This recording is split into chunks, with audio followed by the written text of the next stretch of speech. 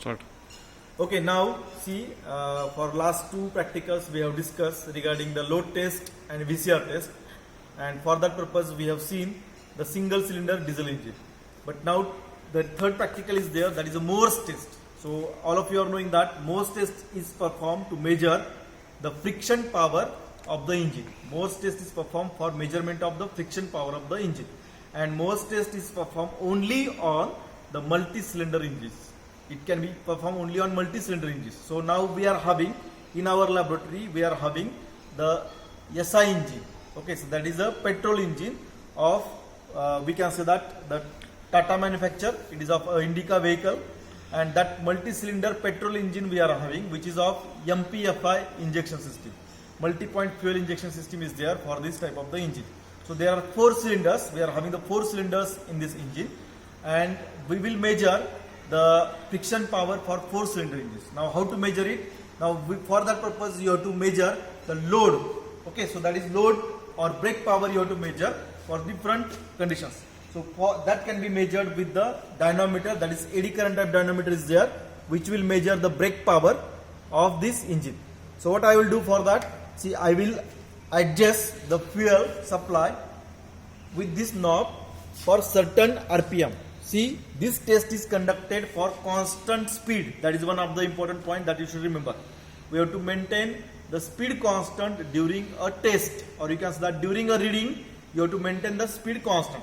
So that can be adjusted by using this accelerator first. You will keep certain speed. Let us consider that 3000 RPM I will keep, and I will apply the load on the dynamometer, certain load. Now that 3000 RPM I will keep for different conditions.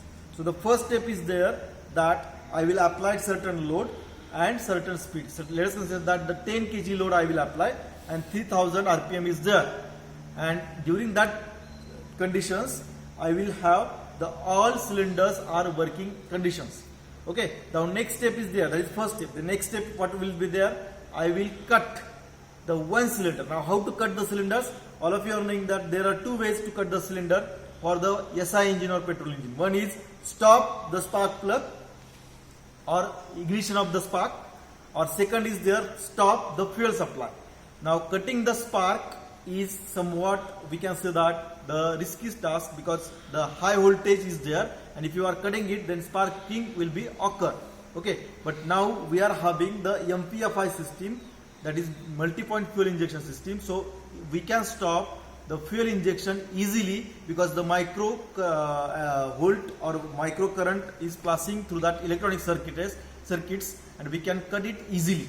So for that purpose, these 4 knobs are given.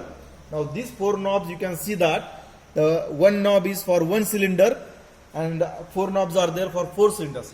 So the first trial I will take, or test reading we will take, that 4 all are working, and I will adjust the load for 10 kg and 3000 RPM. Now once the 10 kg and 3000 RPM is noted, then after that I will cut the first cylinder by pushing this knob in the upward direction. Now when the engine is in these conditions, you can see that the first cylinder is not in working condition, but remaining 3 are in working condition. Now when you do this, what will happen?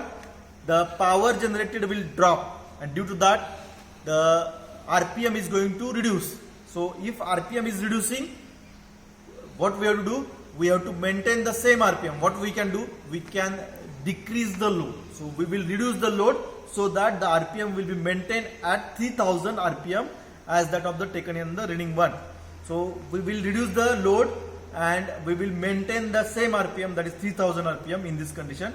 We will note down that reading. That will be the brake power when the first is cut.